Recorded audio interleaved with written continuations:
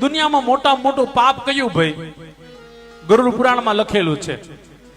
અમારા ગોર બાપા અહીંયા વડીલો બેઠા છે, સાંભળજો. હા, એ કહેતા હોય ગરુડ પુરાણમાં દુનિયામાં મોટામાં મોટું પાપ કયું? બોલો બાપા, તમને ખબર છે કોઈને? દુનિયામાં મોટામાં મોટું પાપ કયું? ગાયને મારી નાખવી મોટામાં મોટું પાપ નહીં. મોટામાં મોટું પાપ બ્રાહ્મણને મારી નાખવા? ના ના, મોટામાં મોટું પાપ નહીં.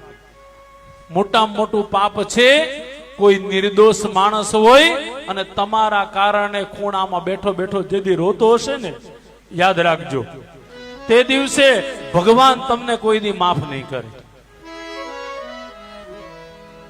નિર્દોષ માણસના આંખમાં જેથી આહુડના એક ટીપું પણ આવી ગયું, સમજી લેજો ઈશ્વર તમારાથી નારાજ થઈ ગયો. અને પછી કદાચ તમારી પાસે ગમે એવો પૈસો હશે ને, એને શૂન્ય થતા વાર નહીં લાગે.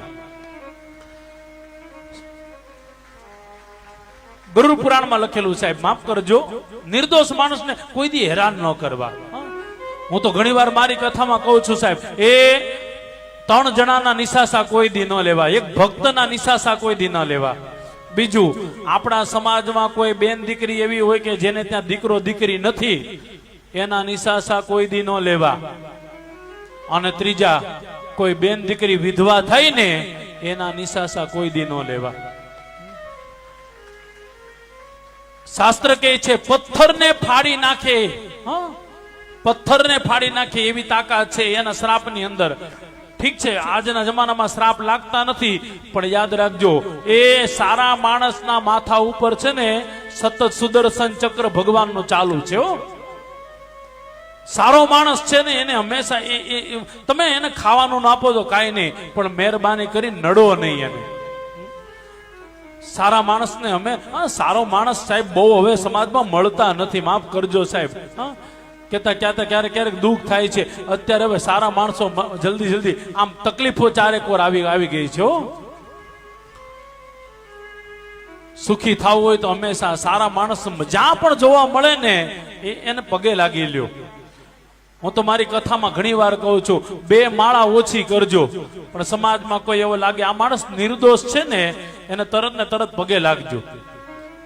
અરે હું તો કહું, એકય વખત દીવાબત્તી નહીં કરો તો ચાલશે, પણ સારા માણસને ક્યારેક એનો કામમાં આવજો. કારણ કે હવે સારા માણસ ગોતવા બહુ મુશ્કેલ છે. પરમ દિવસે જ એક મેસેજ આવ્યો હતો, દાદા ગૌતમ દાદા, કેવું આવ્યું બેસતું વરસ, કેવું આવ્યું બેસતું વરસ, કે મારા ટીપાઈ ઉપર મુખવાસનો ડબલું આમનામ પડ્યું રહ્યું અને ખાવા વાળા કોઈ ન આવ્યા. સાચું કેજો, એવું થઈ ગયું છે ને. આથી 10 વર્ષ 20 વર્ષ પહેલાના બેસતા વર્ષને તમે જોજો, એ આપણે બધા ઘરે એકબીજાને જાતા હતા, સવારમાં 5 વાગ્યામાં એકબીજાને નૂતન વર્ષાભિનંદન સાલ મુબારક કરીને પગે લાગતા હતા. 1 રૂપિયો મળતો તો આપણે રાજી થઈ જતા હતા. હવે ઈ આનંદ આખો વયો ગયો છે. અંદરથી ક્યારેક તમે ખોજજો, આમાં ક્યાંક ને ક્યાંક આપણી ભૂલ છે. અને અંદર ખાને અહીંયા જેટલા વડીલો બેઠા છે ને, અંદરથી હૈયું બહુ રડે છે. સવારમાં પેલા દર્શન કરવા એકબીજાને મળવા જતા, એકબીજાને પગે લાગવા, અને વડીલો વાટ જોતા હોય, છોકરા આવે નહીં ને ત્યારે મા બાપ બહુ દુખી થતા હોય. મમ્મી પપ્પાને કે અમે તો હિલ સ્ટેશનમાં ફરવા આવ્યા, ધૂળ પડી તમારા ઉપર. મા બાપને મૂકીને કદાચ તમે દ્વારકા ગયા તોય તમને ધૂળ પડી. પેલા મા બાપને નૂતન વર્ષાભિનંદન કરો, નવા વર્ષનું પગે ન્યા લાગો, પછી ઓલા દ્વારકા વાળાને મળવા જાજો, તો ઓલો દર્શન આપશે. બાકી ઓલો દર્શન નહીં આપે ને નહીં જ આપે. આ બહુ સત્ય વાત કહું છું. સમજાય તો બહુ મોટી વાત, ન સમજાય તો કાંઈ નહીં. અને આ બધું હવે ધીરે ધીરે જતું રહ્યું છે. પેલાના 15-20 વર્ષ પહેલા ગમતું સાહેબ. દિવાળી આવતી તો દિવાળી જેવું લાગતું હતું.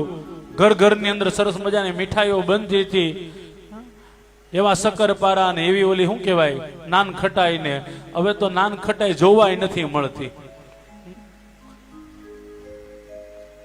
આથી 10 વર્ષ પહેલા જ્યાં ગામડામાં કથા હતી ને, તો અમે હવારમાં નાસ્તામાં હવારમાં બેસતા વર્ષમાં બધી કથા હોય ને, તો હવારમાં પોરમાં શક્કરપારા, ઓલી રેવા મંદાની પૂરી, એ લોકો નાસ્તામાં આપતા. હવે તો રવા મેંદાની પૂરી જયારે રિહાઈ ગઈ હોય ને એવું લાગે કે જોવા જ નથી મળતી. આનો અર્થ એવો નહીં તમે બધા બનાવીને લેતા હો મારી હાટું. હા, ગયા વર્ષે તમે કીધું મને તાંજલિયાની ભાજી બહુ ભાવી બેન તમારી, તો 2-4 ઘેરેથી તાંજલિયાની ભાજી આવી.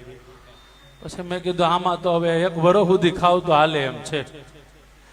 આનંદ કરું છું, મજા કરું છું, પણ મારા વાલા હાથ જોડીને પ્રાર્થના કરું, એ સુખી થવું હોય ને તો નિર્દોષ માણસને કોઈ દી હેરાન નહીં કરતા. ગરુડ પુરાણમાં મોટામાં મોટો આ શ્રાપ લખેલો છે. મોટા મોટું પાપ કયું બસ એક જ, કે નિર્દોષ માણસ છે ને તમારા કારણે એના આંખમાં જે દી આંસુ આવ્યા, સમજી લેજો હવે તમને ભગવાન નહીં બચાવી શકે. એ માણસ શ્રાપ નહીં આપે, પણ યાદ રાખજો એના આહુડા છે ને એ ઘણું બધું કહી દે છે.